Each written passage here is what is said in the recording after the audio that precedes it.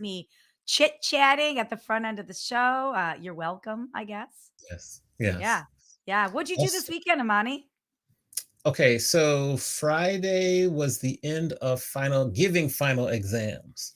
So I always Mm. try to commit to I want to try to get grading and everything posted and done by like Tuesday after we're done so that students can look at it. We have graduation on Wednesday. So this weekend I kind of sacrificed and I just graded a lot of papers. The first day was the final exams, the second day was the projects. Now tonight and tomorrow I'll do the math and then post it up, and then I'll be done. So this weekend was kind of like a little bit of a punt because I didn't really do much besides that. How about you? Yeah. Well, before I share my weekend, I'm curious, how many total papers are you grading? How many pages of things are you reading? So that's a good question. So we have projects, which the projects, we have six groups for one class. Each project turns in a 30-page paper. So that's 180 pages right there. Then we Yikes. have, I know, then we have other projects where it's a live streaming project. So I have to watch and critique it as I watch. Plus, sometimes there's case studies and homework that's left over. It's a lot of reading and a lot of grading, but we're almost done. You're almost there. We're Professor almost Roberts is almost yes, done. That's great. yes. Yeah, my weekend, I went to Las Vegas this weekend. I did not read Ooh, one paper or grade one paper or do anything educational. We okay, had my aunt and uncle's their 35th wedding anniversary. okay. And 30 years, 5 years ago, they celebrated that with us in San Diego. And then they wanted us to go celebrate with them for 35 years. So it was crazy though, because our flight got canceled on Friday. Mm, And we thought, you know what? Let's just drive. So we hopped in the car and we drove. It took us 7 hours to get there. So that was oof. not super fun, but it was good to catch up. My husband and I were super busy during the week. We literally hadn't had one conversation. So it was kind of a great catch up. And then we had a great like 35 hours in Vegas with Aunt Lee and Uncle Dan. And we drove home and got home around 1 o'clock on Sunday. So it was great. Okay. Yeah. How long was the drive back? Just under 5 hours. That's how long it should be. Yeah, Yeah, like no traffic or just a little traffic, just under 5 hours. right. It's pretty easy. Okay. All Yeah. right. Well, we're here today. We're doing an Ask Us Anything. Tell the listeners, the viewers, how did we, really you, come up with this idea? Wow. Well, so a couple things. We get every week when we do this show and we interview founders and CEOs of all these different industries. We get a ton of questions during the show, but then we get a lot of questions after. So, and a Mhm, lot of those questions surround just the mechanics of you and mm, I. And we get questions about the founders too, which is great. But when we were looking at content, I think both of us were like, let's just answer some of these questions live because we get yes. them throughout the week. And then I always feel like a jerk because I'm not up to date on my emails or text messages or LinkedIn messages. So, this is a way to efficiently respond to everybody live and then to create a little excitement because we haven't done a show like this. And I know we do our show every week. We always interview one other person, but Mhm. you and I interact all the time, but there's a lot about you. I don't know. So I'm selfishly like, I tell me more about Amani. And I think you probably have some questions about me. So I think today is just going to be a mix of you and I interviewing each other. And then Okay. bring it on, everybody. Bring on those questions in the chat. I don't know about you, but I got a bunch of pre questions, Mhm. endless pre. I'm looking at notes and like scribbles of pre questions I got. So it'll be a mix of you and I asking each other questions, and then the chat coming in, and then the pre questions we have. So Okay. I think that's how it's going to roll. What do you think about that? We're just kind of I winging it like it. today. I like it. A little AMAs. AMAs are very valuable, very good. So I say, let's get to it. What is Yeah. the question that you want to ask? We'll go back and forth like a tennis or a pickleball match. I like that. Pickleball, pickleball. Well, Yes. And I see I Dean is here. Dean is here. Hello, Dean. Chris, put a question in the chat. If you're in the chat here, keep putting your questions in the chat and we'll also answer them. Hi, everybody. Thanks for being here. And truly ask us anything. No holds barred. Just enjoy. But I actually have a question for you, Amani, because I understand your professional world and I know what you do for the most part during the days and during the evenings when it comes to work. I don't know your background. I Mm, mean, I know you make a mean Maryland prep crab cake. I know Crab cake. that. I know the Yep. ladies love your crab cakes. That's your date trick. That's a But closer, yes. but I don't know about your family. I don't Oh, know about like I don't know if you have any siblings. I don't think your parents are with us anymore. I don't know yeah. about your grandparents. So can you just give me like a broad stroke of your family situation? Yes. Okay, so I have a younger brother. His name is Amiri. He lives in Brazil right now with his wife. So he's down there in Brazil. You are correct. Both my parents passed away. My dad passed away almost it'll be 19 years in July. My mom Mm, passed away in October 2019, right before the pandemic. So that made things really hectic. What are their And then, names? What are your parents' uh, names?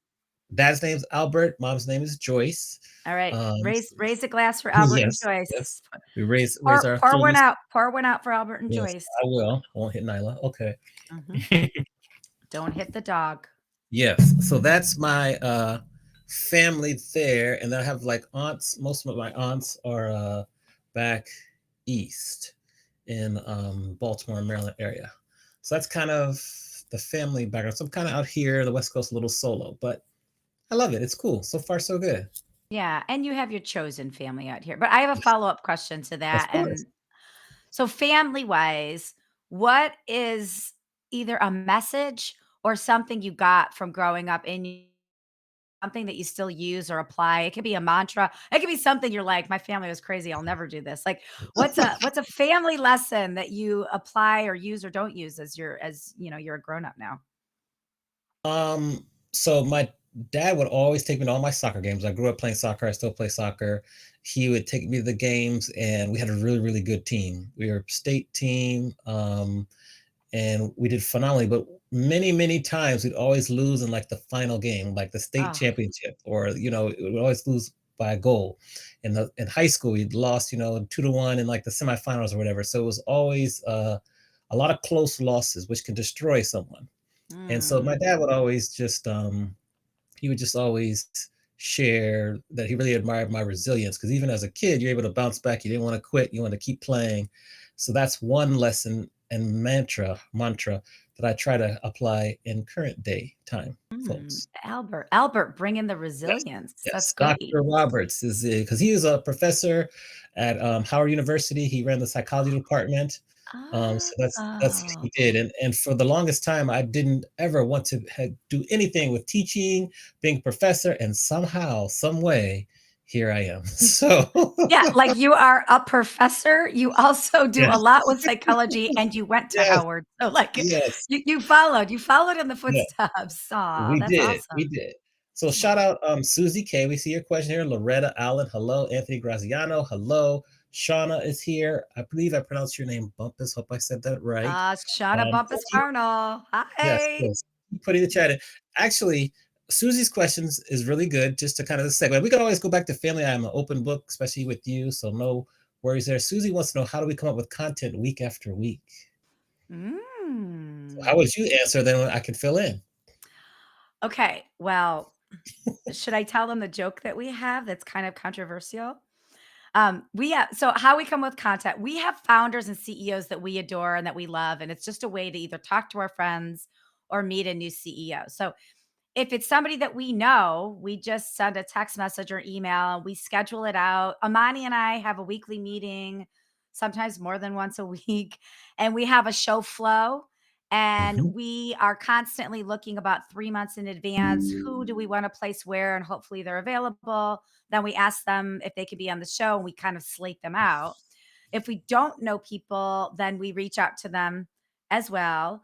I'm always trying to get more diverse guests because I feel Yes. like my networking circle is kind of limited. Not limited, but it's all the same type of people, right? For me, it's always like really outgoing girl bosses, female founders, and Amani's always challenging me, which I appreciate, to be more diverse. So, I mean, I think I can say you said, "Mandy, you need more Black friends," is exactly what you Yes. said. We need And, to add some diversity. Yeah.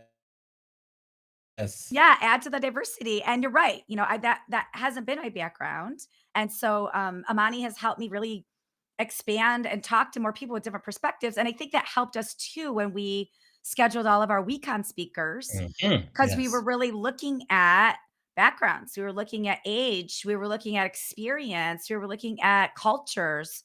And I'm trying to do that now as we're building our content is just bring all the All voices, the because I voices. want to learn something new. And I know you do too. Exactly. Good. Yeah. I believe, how do I pronounce your last name? It's Jacqueline, but Bidanec. How do I pronounce that? How do I say that? Oh, Bidan, I think it's Biden deck. Did we do it Bidenek. right? Okay. Did we do it, Jacqueline? Did we do it the right Let way? us know, Jacqueline. You can Okay. pronounce it out there. So that's a good question there. Okay, so I have my list of questions for you. Oh, snap. Um, yes, yes, yes. Oh, Zoe's in the chat too. Yes, and Zoe, she does a lot of work at DEIB, the Diversity, Equity, Inclusion, Belonging. So good to see you, Zoe. She says, please keep Zoe, it up. We will. we love Absolutely. Zoe. We should have her. Zoe, can we have you on a future show? Can you comment in the chat? Would Yes, love to have yes. Zoe on the show. So my question for you is, how did you become so skilled in sales? Because not only do you close and you're like a really, really high achiever with HPM, but you teach people about sales. How were you able to become so skilled at sales, which is a very difficult craft to really perfect? How were you able to become so skilled? Oh, geez Louise. It's a work in progress. And I wouldn't even say I'm the skilled of all skills. I think there's plenty of salespeople that are way better than I am. And I'm constantly learning and copying off of what they're doing as well. But I will say this, I really believe a good salesperson is a listener and an educator. And I think I'm a pretty decent listener and a great educator. And my very first sales job I ever had, I lied about because I was embarrassed to say I was a salesperson, because there's such a stigma surrounding sales. And people think salespeople are, kind of BSers or they're not honest. And that broke my heart because so many of my friends were sales and I was a salesperson and I knew I was pretty honest. So I think it's a craft that I constantly want to get better at, and then as soon as I learn something, I want to share that with everybody and help people with that. And I think in my role as a buyer with HPN, I'm Mhm. interacting with salespeople all the time, so I see really, really good salespeople and really, really bad salespeople. So I constantly just want to help people get better and help our industry. So I think I'm wired that way, but I want to help improve. And I think because I'm interested in learning, it's naturally makes me a little bit better because I love it. I just love what I Okay. do. All Yeah, right. Great answer. So, yeah. Jacqueline, I believe it's pronounced Bidenek. I think I said I that didn't. right. So You did. awesome. Yeah, I you hope did. so. So you pronounced it out. So thank you. Tom Griggs is in the building. Good to see you, Tom, and nice to meet you a few weeks ago. So thank you for Yeah. that. Okay, your turn. What's the next question on your Well, list? I want to go to a question that a couple people had sent. So this is actually a really interesting question. This was from Scott Ballard. And Okay. what he said is, what does streaming make possible in the trade show and the conference worlds? Which we just had an experience doing this. So I think you should answer that and then I can Okay. build on it if you want. But I love this question. So streaming opens up your audience worldwide. It allows you to maximize and give any sponsors or fellow collaborators even more exposure. It provides you with an easy way to create and accumulate and curate some content, live content. It also makes your exhibit and your booth really interactive and cool because people are like, what's going on over there? They have cameras, they're filming, people are getting interviewed. It's really a nice attention grabber. And, just if you're planning a conference, and I know there's this really big debate about hybrid events and virtual events and in person. I know we're really focused on going in person, but we cannot forget all of the audience that we acquired during the pandemic that was virtual, that didn't want to attend events. Maybe they're health wise, they can't, but that is a large audience, particularly internationally, where maybe they couldn't afford to travel if you're doing domestic events that you can offer value to, get some revenue because you can pay for a virtual pass and just really tap into people. Plus, and we'll probably get into this a little later. I think that live streaming, whether you do it live and then you break out to a podcast, is really like the new way of networking. And I think it can be create very intimate connections, one or two, three people chatting, getting to know each other. It's already done that for us. Yeah. And that would be my quick answer to that question. Yeah, I love the networking piece because there are founders that we interview, and then before you know it, we're all intertwined in some way, whether they're a speaker at one of our conferences or whether we're coaching them or whether, we're starting a new project with them. I love that. And I want to go back quickly to the virtual thing. I know in the conference world this is controversial, and the hybrid meeting is a little bit dead, right? And it is more expensive, but this is a way where it's only 2 hours on a trade show floor. It's they're not streaming the entire conference, Right. and Mhm. then it can be broken down into those digestible little snacks, and that might be 4 videos that are 30 seconds or less might be all you need to keep a global attendee engaged in your organization until Mhm. the next year if they can't get on an airplane and come. So it doesn't have to be a full conference. It's Yes. just another way to keep people engaged. I'm with you. I'm with you on that. Like you don't want to abandon all these people that you've that Yeah, you've that you've become met. close with. Yeah. Exactly. Let's see here. So, Nick, one of my students, good to see you tuning in on YouTube. Thank you. See, Hi, that's another Nick. hidden bonus is that we're broadcasting this on because different audiences are different places. So we're broadcasting this on LinkedIn, YouTube, Twitter, and then Facebook. So a lot of people spend different time on different of the apps or the platforms, and you can reach them all at once. Now, Jacqueline has a good question for us. I think it could be a good way for us to continue to chat. Jacqueline says, what do each of you do, if anything, that keeps you heart-centered daily? How do you Oh. manage what you do and stay balanced with your personal lives? I'll let you go first, and then I'll go second. Ooh, Jacqueline, Jackie, I love this question. I think balance is BS. In fact, Gladys Strata wrote a great book literally called Balance is BS. I don't think anybody ever can achieve balance all the time. I think we're all just doing our best. And some days we are masterful at it, and other days we suck. And I think that's a part of balance too, is just being honest with yourself about where you're at and just doing a little bit better each day. I mean, I think for myself, I'm HPN Global. I find hotels and venues for people all over the world for conferences. That is a 24-hour news cycle because I work in a lot of different time zones. And then with my sales coaching, speaking, writing, and all this that we do, I just create time buckets. And I have certain times of the day. I literally, at the beginning of the week, I make my schedule, I stick to the schedule. I think giving myself breaks, I learned that from Dr. Alessandra Wall, who's one of our previous guests. So I schedule breaks. I schedule my meals. I eat my meals at the actual kitchen table. I never used to do that. I used to do Mm, it in front of my computer, but that's a yeah. natural break for me to actually digest and stuff.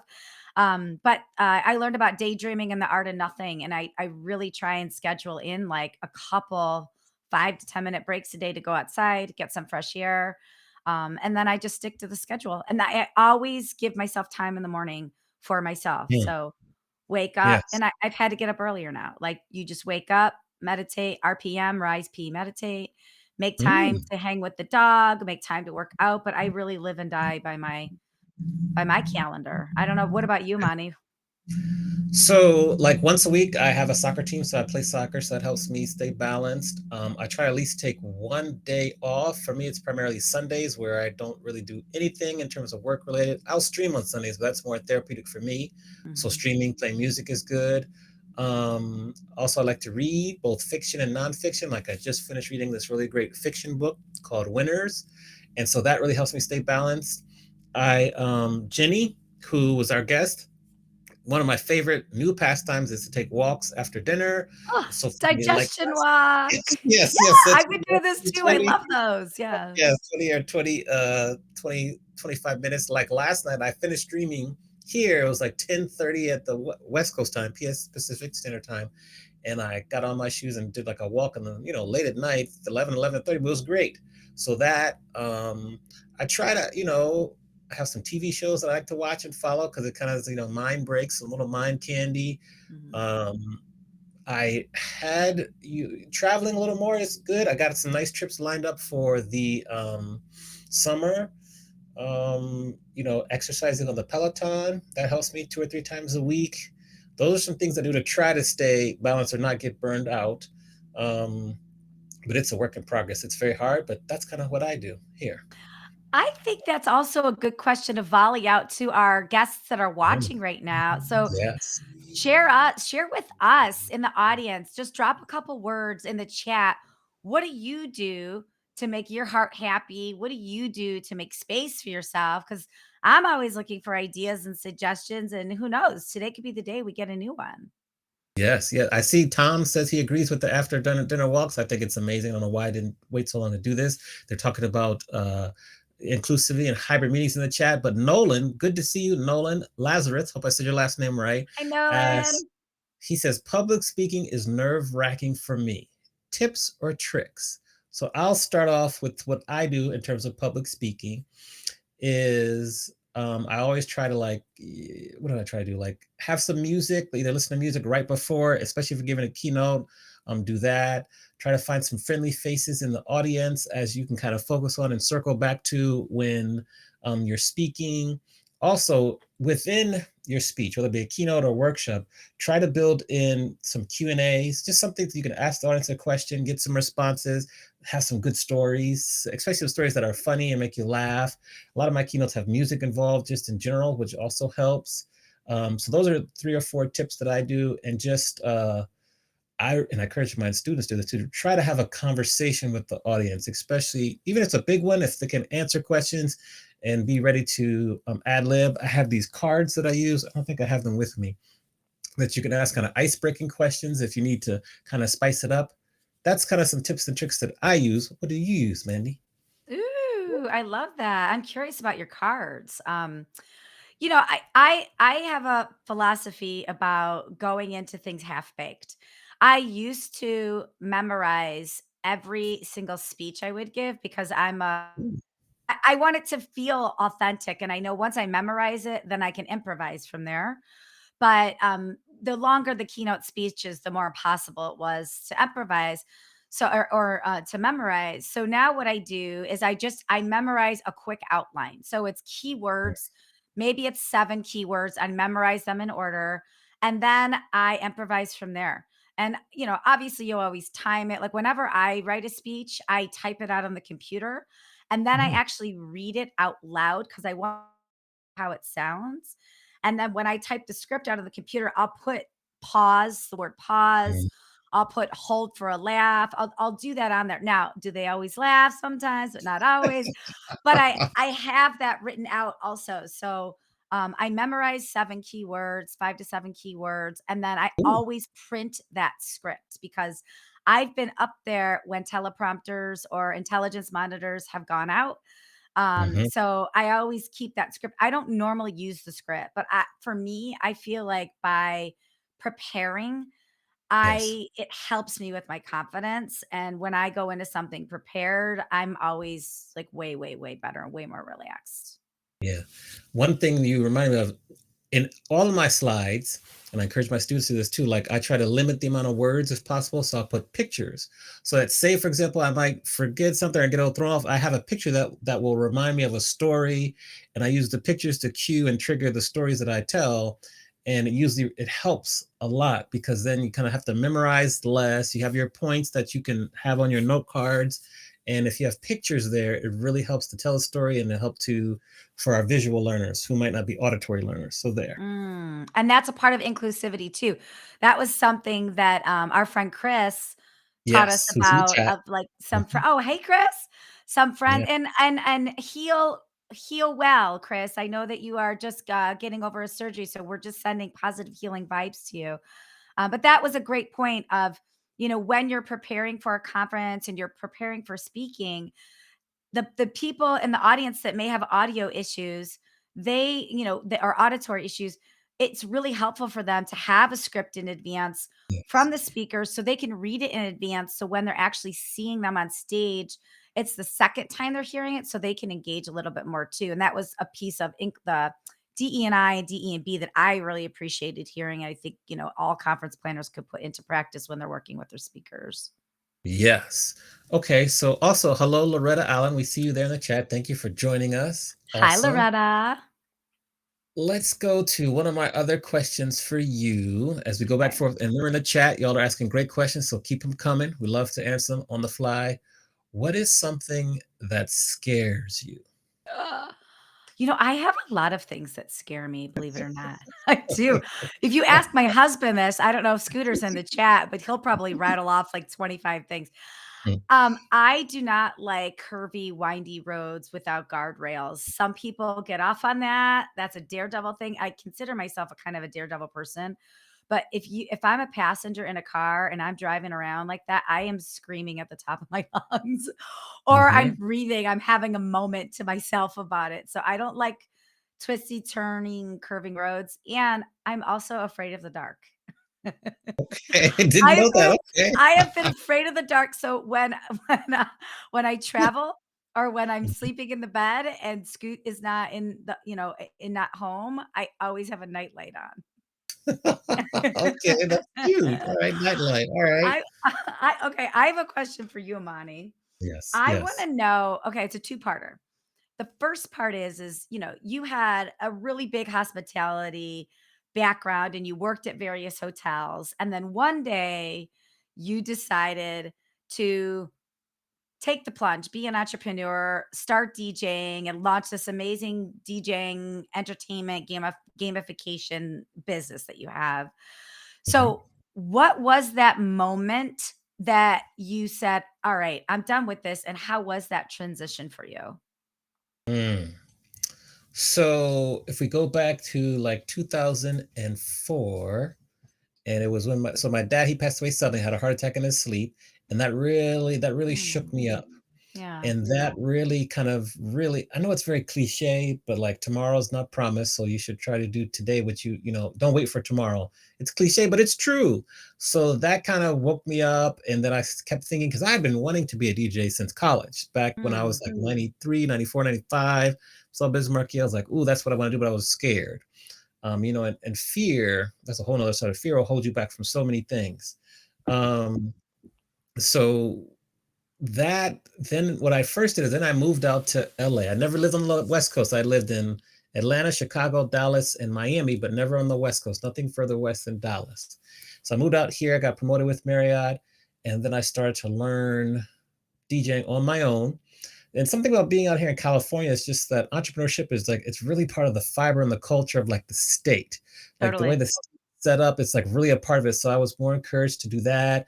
And then I had, with my last at Marriott, I had a boss, the last job I had, who was more interested in kind of her next promotion and wasn't really taking care of the people. The job was all about spreadsheets and meetings, which I hate meetings and spreadsheets drive me crazy. So I said, let's just try to do it now and just try it and see what happens. You can always go back, because I'd seen people come and go from Merrill time. They were happy as can be. I said, well, let me try. So I started to like do full time, but I left and I didn't really like, I had to grow the business from scratch, really. So it was really, really hard. So I had to get a lot of side jobs, like doing social media writing, drove for Uber for a while, all sorts of crazy stuff that I would do just to kind of make ends meet. So it was very, very difficult. I took probably a 70% pay cut. And that was like in 2012. Mm. And then I was just about to get back to exceeding my earnings in 2020, and then the pandemic happened. And so you kind of had a crash, you had to start all over again. So it was a long road, it was a grind, but now this year doing well, like set up to have probably one of my biggest years ever. And there's like Awesome. it's great. And then lots of different like revenue streams that are really starting to get stronger. Um, and then along the way, teaching came along, which that's a whole other story. Like that wasn't planned, but that has really set off my life personally, professionally, just such a really great trajectory, because it gives you foundation for revenue, it gives you Mhm. benefits, and I love it. I love the students. They give me energy, helps keep me young.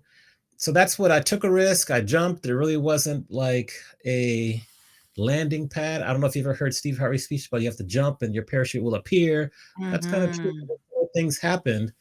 And so that's why I took the risk. It was very difficult, a grind. I learned so much. I'm still learning, but you can kind of see the light at the end of the tunnel now. Ooh, that's a good answer, and there's a lot of food in there I'd like to ask you about later offline. Like, what kind of a Monty Uber driver would you be? I'll ask you Oh, offline. Like, you'd be the best Uber driver it was ever. fun. It was Oh, that's interesting. Yeah. fun. Yeah. Yeah. Okay. So Anthony asked, "Do I believe in aliens?" No, and I have never seen a UFO, so that would be a no there. Wait, Um, he asked, "Have you seen any aliens?" Is that what the question was? yeah, he said, "Have I seen a UFO and do I believe in aliens?" So a no on both. I might believe a little bit about aliens. We could put that there. That's funny. Okay. So next question for you, Mandy, would be like how you're very, very, what's the best way? Like you're always optimistic. You're always, thinking about the best solutions. Like you're very positive attitude. And a lot of times for people like us who've been in the industry for so long, we become very jaded and very cynical. How have you been able to stay above that and not really fall victim to the cynicism that pervades our industry?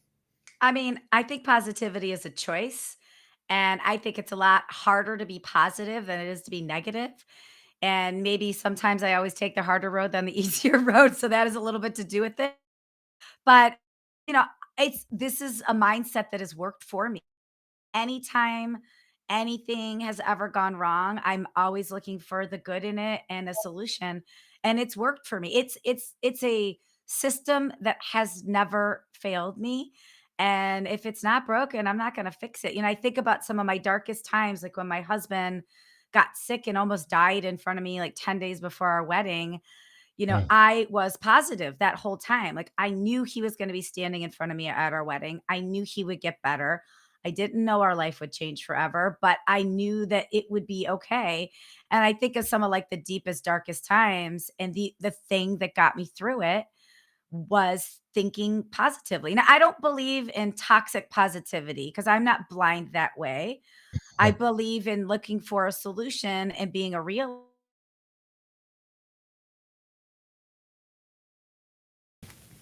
The only thing we can control is our mindset. There's so many uncontrollable variables all around us.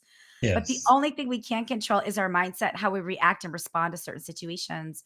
And that's just something that's helped me. And I get down, I get sad, I get bummed, I get mad. I know you've seen me be mad a couple times. Like, and I give myself that space to be mad, sad, angry, annoyed, all that stuff. I mean, I was just in a car with my husband for almost 20 hours, and there was a couple annoying moments on both sides for him with me. I mean, like that's just life.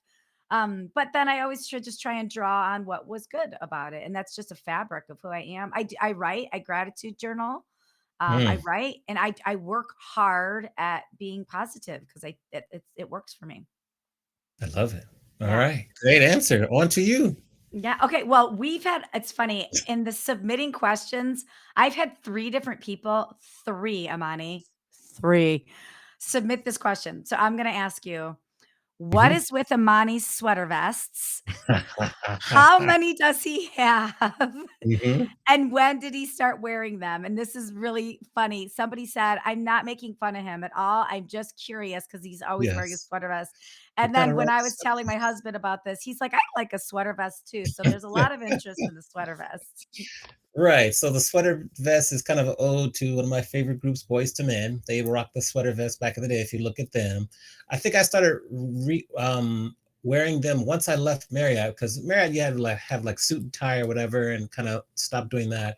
So I needed something that, was still kind of formal, but still showed a little style, so it's been probably since about early 2010s, and I have like 12 now. I'm getting ready to buy some more over the summer because you have to shuttle Oh, them in and out. So if mhm. there's any sweater vest sponsors out there, talk to me. I love, to talk about a sponsorship. So usually I rock sweater vests, and then if I'm going to somewhere formal, like I'll pop on the bow tie too. Um, I like to get all different colors because I think that's good so you can kind of be bright and peacock a little bit. Yeah, that's the answer. I love the sweater vest. Please, it's not offensive at all. Ask because that's kind of my thing. I'm sure I have to kind of update or continue to evolve as we move forward, but for now it works. It's really good for school because like here in California, if it's during the day it can be really warm, but then if you are teaching or you're doing something at nighttime, it gets really cold really quickly, so you still kind of stay warm too. I think it brings up First of all, thank you. I knew you had 12 sweater vests because last week I Yes. actually asked Amani this exact same question. I said we were with a group of people and I said, "What's the over under on the number of sweater vests Amani has?" And a whole bunch of people guessed and nobody got it right. So I knew you had Right. 12, but I'm glad Yeah. you re-explained it. That was great. But I think that brings up a bigger conversation about who we are in the marketplace, right? Like I always wear red lipstick when that's my thing, like the bright red lipstick. You wear a sweater vest. I know a colleague of mine who always makes this crazy sign, Brian Aroni, so people like stop and pose with him now and do that. Another colleague of mine always wears a bow tie. I think that's really good advice in the marketplace. Find your identifier, use your own voice though. Don't copy someone else's, but find your own identifier, hang your hat on that and do that over and over because I think that makes you more memorable. And from a sales perspective, you want to it's so hard to be memorable right now. And just something little like a way you wear your hat or red lips or sweater Right. vest is something that Mhm. keeps you on other people's radars. Okay. All Yeah. right. All right. Next, let's see. Do we have? I can ask you another question here. I have my list here. Should we go Um, to the chat? What do we have in the chat? I think I've kind of covered. Oh, hold on for a minute. Let me. So Jacqueline wants to know, where do I get the sweater vests? I either get them from Nordstrom's, Good. Macy's, um, and there's a couple online sites that I'll find them for. I need to kind of look and see recently where I got to look for a coupon and see what else is happening. But usually Nordstrom's, Macy's. Sometimes you go to Nordstrom Rack or Marshalls, you can find some there. It just depends. So if you have places where I should look that I might be slipping on, let me know that too. It's great. All right. So next question would be, what is the one lesson in life that took you the longest to learn? Oh, Jesus. I mean, I feel like I feel like I'm learning by my own mistakes We are, we are. every single day. The lesson that I think listening, like I think I'm a great listener now, but I was not a great listener before. I think the value of listening, the value of silence. I think we've talked about this before. I have severe anxiety disorder that I was diagnosed with in 2015. And apparently I've had it my whole life, but it was just latent or it was just undiagnosed. Mm, And so I've learned over the last 8 years or so strategies to manage my anxiety disorder. And instead of saying this is gonna go away, I'm just inviting the anxiety disorder to the party. It's like, "Hey, this is something I'm managing all day, every day, and some days I manage it great, and other days I suck at it." And, so, like, the how to manage the disorder is something that I've really, had to learn. I get better at it every day, but it's a constant practice for sure. mhm. Mhm. Okay. Good, good, interesting. Uh, over to you. I know I've got a whole there's so many lists here, That's Amani. good. That's It's good. so many lists. Okay, so here's a question from My Lim, Okay. another fellow president, future president of the MPI Yes. chapter, President-elect, yes. president-elect. What do you because you do a lot of volunteering, I know we both do a lot of volunteering. For people out there that are just slammed with their day-to-day work and they can't imagine squeezing in a volunteer gig or giving back at all, how do you manage to fit that into your schedule, and what are the benefits of volunteerism? Mm. Uh, Fitting that into your schedule is very difficult. I cannot lie. When I was president, when I was president of the chapter, so it was 2021 to 2022, so we're still in the middle of a pandemic. That's the first thing you got to deal with mentally. I was teaching, and at that time I started to teach 4 classes. So I was teaching 4 classes, which was a lot. I had my DJ business, but it was kind of going up and down. I didn't know what was going on, but I was doing a lot of streaming on Twitch. So that was like a full-time job. Had a relationship at the same time. That was crazy. And on top of all that, I was going to grad school. So, so like, 2 classes every semester, tons of writing. And, honestly, you're almost kind of crash and burn or whatever. Luckily, I'm a proponent of going to therapy. So my therapist helped me out tremendously because I was overwhelmed. What I will say, what I learned is that try to just dedicate maybe a couple hours Like for me, it was like Mondays between 10 and 12. I try to focus on that. But then like you're just gonna have like, especially in leadership, conference calls, pop-up conference calls. You really just have to sacrifice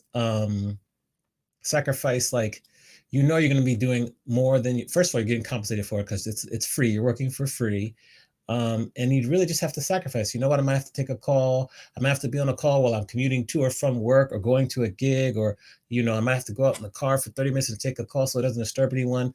It's really difficult. There's no answer. That's probably one of the biggest things that people, especially within MPI chapters, kind of complain about, is just the time required to volunteer. It is a lot of time. We experienced it just by doing WeCon. It takes a lot of time and calls, Mhm. and really take a couple hours during the week and just be ready to set up some calls.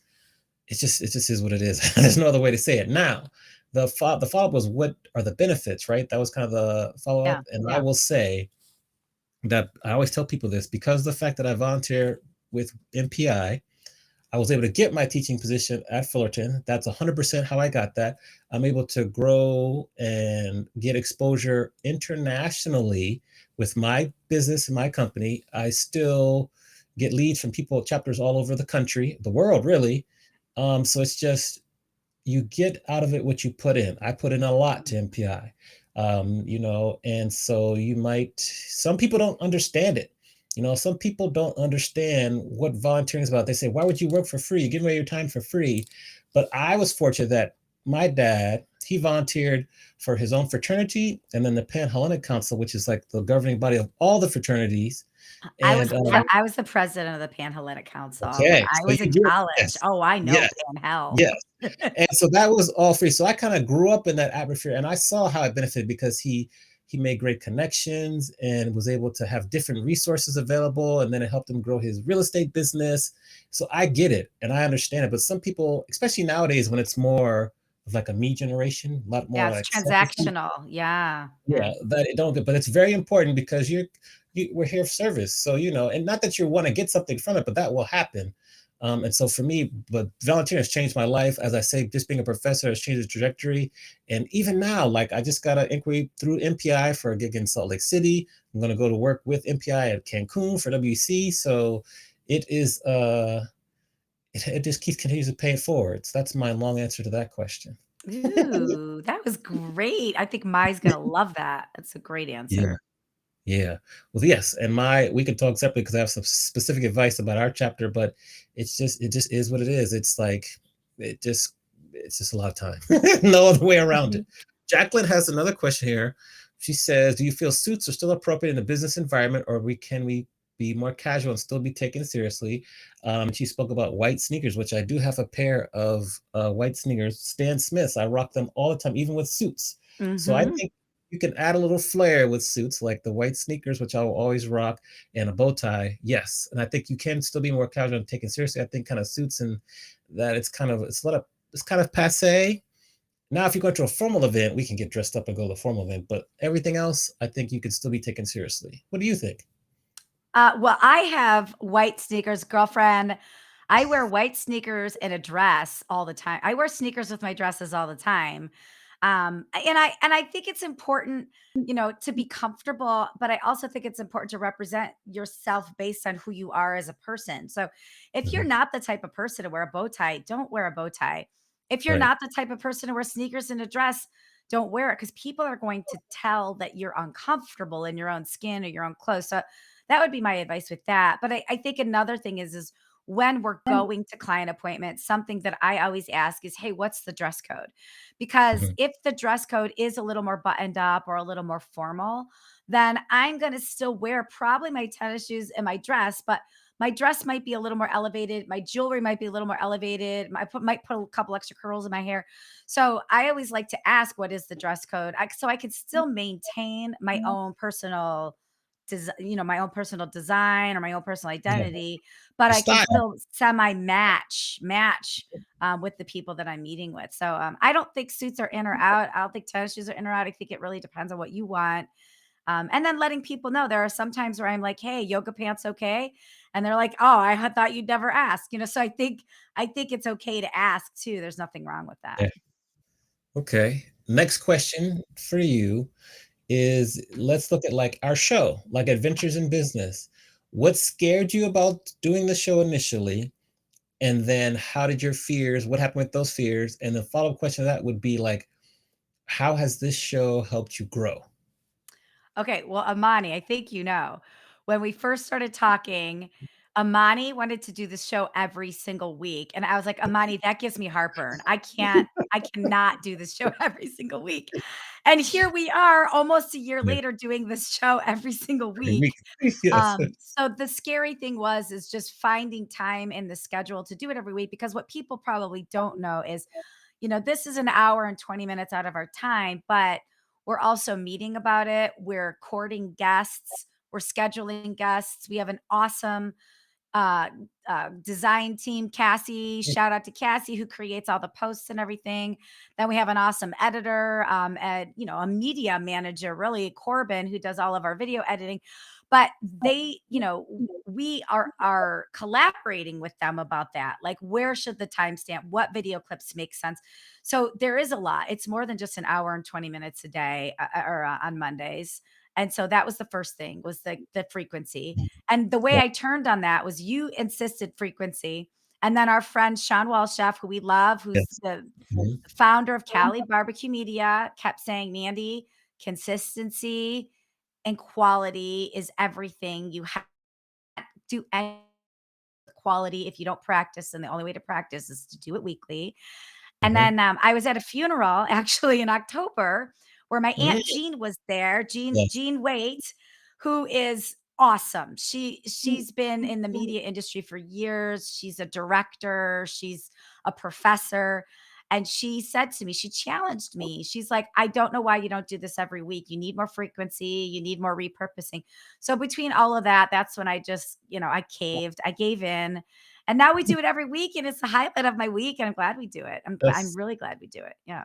awesome. And then how have you grown through the show? Oh, well, I mean, I think from a technology standpoint, I now know how to live stream. I never knew how to do that Yes. before. I now know how to work my camera, my microphone. I never really knew how to. I mean, I did that before when I gave virtual speeches, but I practiced those. But I think the biggest thing I learned is that doing things on the fly is so much more organic and authentic, and you get to the meat of what's really going on so much better. Mhm. That's scripted, and we're just reading. I've got my papers here, right? But if I was just like reading from that, that wouldn't be super Yeah. interesting. Yes, I think, and that's kind of converted to other parts of my life. There's a lot of times where I used to go into meetings 100% prepared, and now I'm like, I'm a little prepared, but I'm gonna wing it and go from here. I don't do that all the time, but it's just opened my Mhm. mind up a little bit the live stream identity. Awesome. Yeah, Cool. Good yeah. stuff. Over to you Uh, for our next question. I have a question. Mhm. You do a lot of gamification in addition to your DJing. So, can you just share, like, as a DJ, what makes you different and just introduce gamification to everybody and how you're doing gamification with different companies in case people don't really know what that is? Because I didn't Yes. know you did it till I saw it in action last year. And I'm like, oh my God, why doesn't everybody do this at all their meetings? I thought it Right. was so cool. So thank you. We add in just different gaming concepts at for your meetings and events. So for example, if I'm DJing an event, but you also want to have a section where maybe we play Family Feud or we play Wheel of Fortune. We can do the classic games. We have a couple games that I've created, like a music trivia show, which kind of combines name that tune with finish the lyric with how to beat Shazam. It's really fun. So we just try to add, in addition to DJing, because I can always DJ a party and rock a party. That's what I've been doing for over 15, 16 years. But now people are wanting more, especially with what they were exposed to during the pandemic, where they were watching like interactive shows and things like that. So really, it's just like how to bring a little competition to the reception, gamify it so people are having fun. One activity that I love to do is with a keynote speaker. Maybe if I'm going to introduce a keynote speaker or maybe a CEO or a C-suite officer, is that we play a little game of password, that kind of famous game that I believe it's Jimmy Fallon does on his show now, The Night Show, where it's just a quick way for them to have fun, relax, but try to learn more about them and maybe more about their audience. I love password as like an icebreaker. It's phenomenal. It's a great activity. And I just think that gamification, it's needed because we're so used to it. And nowadays, if you see a like a speech or a talk, and there's no kind of like gamification or interactive opportunities, it kind of falls flat. And so that's kind of what keeps us different. Like tonight, later on, going to do Press Your Luck. Just some of your favorite game shows we done. We did No Press Your whammies, no No whammies. whammies, big bucks, no whammies. Yeah, I yeah. have a little sound here too. Um, and that's kind of a quick high level explanation of just the gamification. We also have like a team building activity through DJing, which is really fun. I've been doing that for like 4 or 5 years.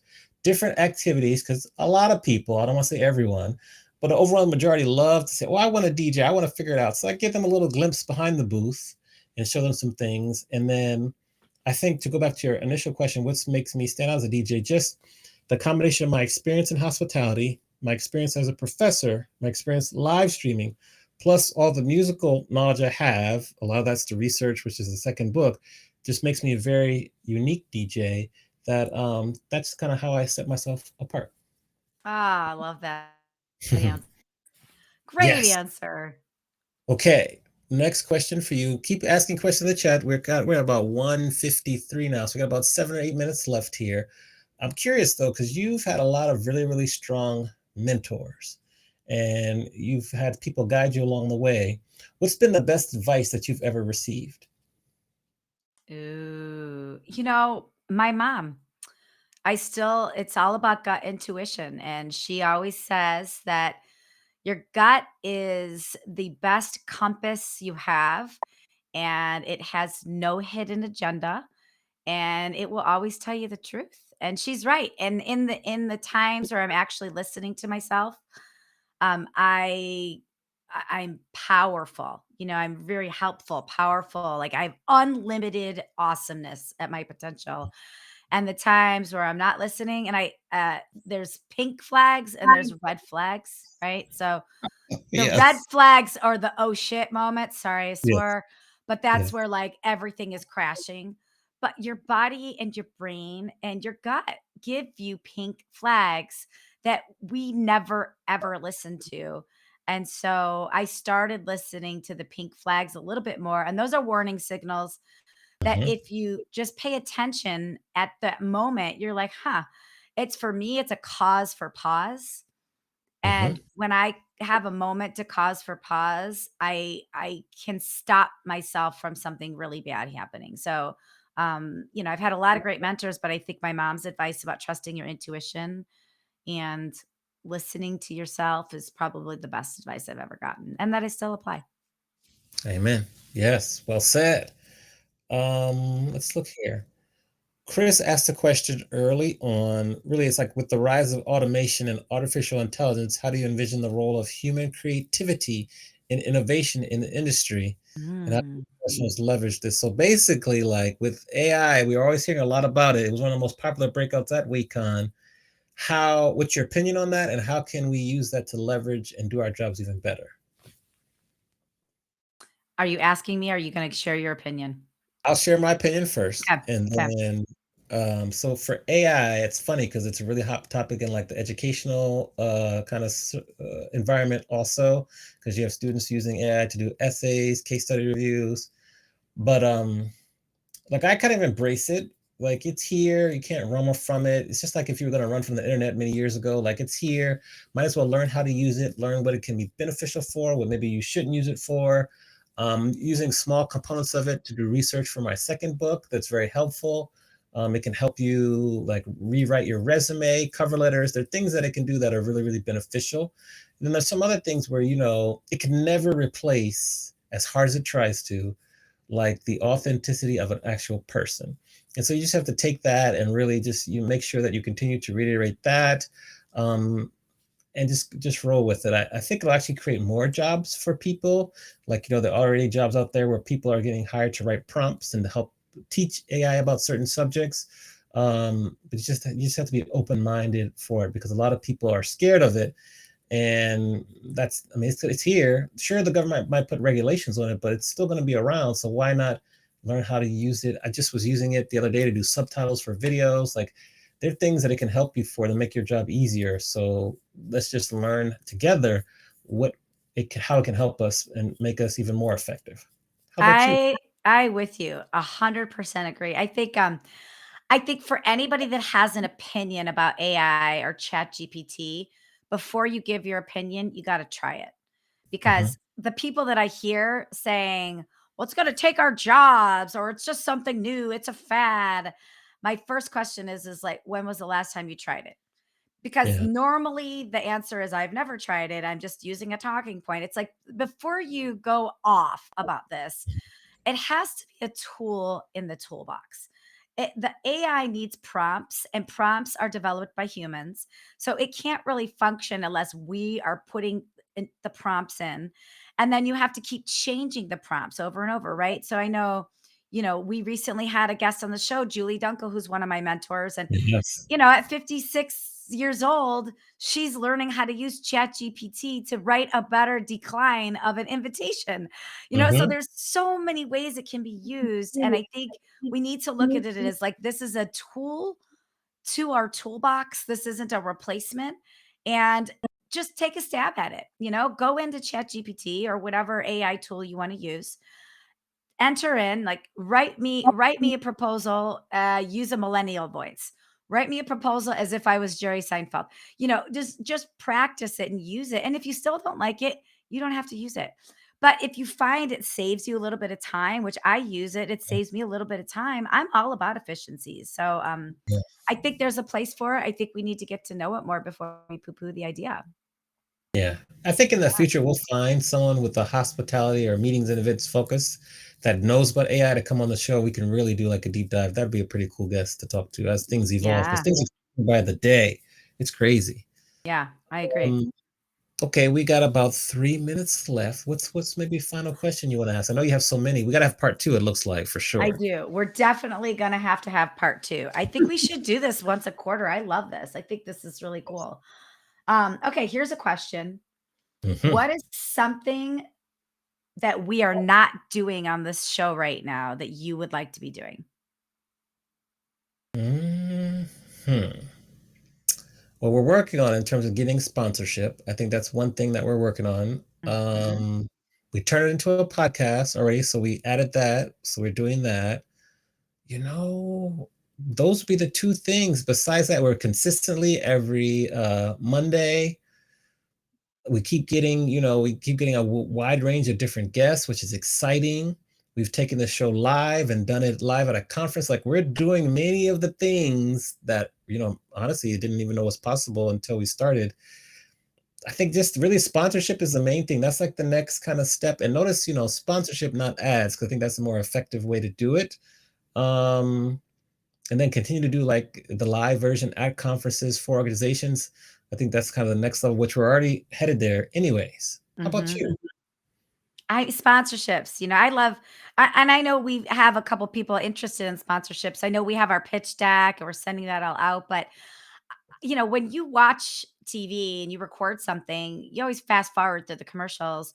So I hate it when I'm listening to a podcast and they're like, and a word from our sponsor. I hate that.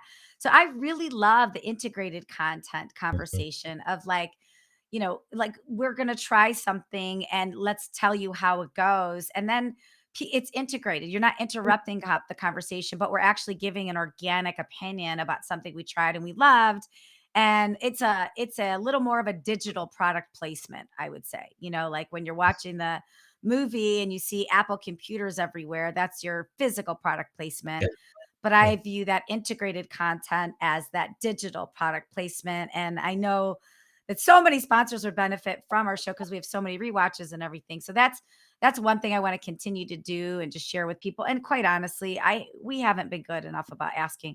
We haven't asked people as many people as we can. Although we've had people approach us, we haven't had many people ask about it. And then I think the other thing just to remember is 71% of businesses, they never repurpose their content. mhm, So they may take a cool video of a hotel lobby and they may post it one time, but they never break it up and repurpose it on multiple channels. And I think our sponsorships are a way to help somebody record once and then repurpose it multiple times. So I'm with you on the sponsorship things too. Agree. Yeah. Nice. Yeah. Um, we're at 2:02 p.m. Any final words? We'll definitely have another one of these probably in next quarter. Like Manny said, just a great show. Thanks for all the people in the chat live commenting and Yes. Thanks for your being thoughts and here. everything. Amazing turnout live. And then thank you for whomever is watching the replay. Feel free to send us your questions next time. What final thoughts do we have, Mandy? I have a final question for you that you ask every single show. Oh, So I'm going to yes. ask I love this you. question. I I love this know. I question. know. Okay, so we're going to the Wayback Machine, all right? Yeah. And Yes. what is it? 1996-ish, the 90s, and you're Mhm. at Howard University. Right. What advice would you give yourself way back then, knowing what you know now? Ooh, thank you, Tom Griggs. He says, great job. I think Thanks, advice uh, would be a couple things. Um, like it's like DJing is definitely a legitimate career. So you can go ahead and get started on that earlier than later. That's legitimate. It's okay. Don't be scared to maybe pursue living internationally. Like, don't, because I was a little scared back then. I was really scared to leave DC, and now look at me now. Mhm. Um, Also, as you go through your life and your career, when people show you how they are, who they are, believe it. Definitely believe it. You can Mm. change people. That's Maya one. Angelou, little Maya Yeah. Angelou quote. Yes, yes, that's so true. Those would be the three main things. Just that would be the advice, and then try to not let fear limit you from doing things that could be new, but also uh the decisions you make, like try to not let it's hard. That's one thing I'm working on is not let fear affect your decisions, cause you to, not respect your own boundaries. Those would be like the four pieces of advice that I would give myself. Ooh, those are good. Real good. Thank you. Boundaries the boundaries one as an entrepreneur is a good one because it's very easy to let those go Yes. gray, and, yeah, setting some concrete boundaries for yourself and clients and vendors, that's really key. I Yes, agree. especially if you're like a people pleaser, not a Mhm, recipe for success. So gotta work mhm. on that. But at least I am aware of it now so I can focus and make sure that just keep your boundaries professionally and personally. Janice Middlestat, thank you very much. No worries, you joined right on time. Okay. Well, what about you, Mandy? What advice would you give, young Mandy coming out of Cleveland, about to leave and conquer the world? What advice would you give your younger self? I think it would just be that the world is a really big place and you don't know everything, and just be open, be really open. I think when I was a lot younger, I put people in boxes and kept them there, and I think that's part of just confidence and control and comfort. But I think people change, people evolve, people grow. Some people come into your sphere, some people go out of your sphere over the years. So I think just kind of being open, and maybe somebody wants to climb out of the outer ring and be in your close circle. Just because they never were doesn't mean that they can't be there. And even if they're there for a little bit, they may go back out to that other ring. So I think just kind of being open to how things unfold and not keeping people or situations in little boxes that can't be broken. I love it. Well said. Mhm. So thank you all for tuning in to our Ask Yes. Me Anything, our personal Ask Us Anything. Make sure that you subscribe to the podcast. It's on any platform you listen to, whether it be Spotify, Apple Music, Deezer, iHeartRadio. It's all there. Tune in live. Next week we don't have a show because it's Memorial Day here in the States, so we're going to take that time to balance and rest and recuperate. We'll be back Mhm. on June 5th. We have some exciting guests coming up. And yeah, just thanks for tuning in. Make sure you follow both of us on LinkedIn, Mandy and I, so you can get further updates, get your questions ready for the next quarter's Ask Us Anything. And just thanks for tuning in. Thank you for tuning in, everybody. This was super fun. Have a beautiful day and a great week. Applause for us.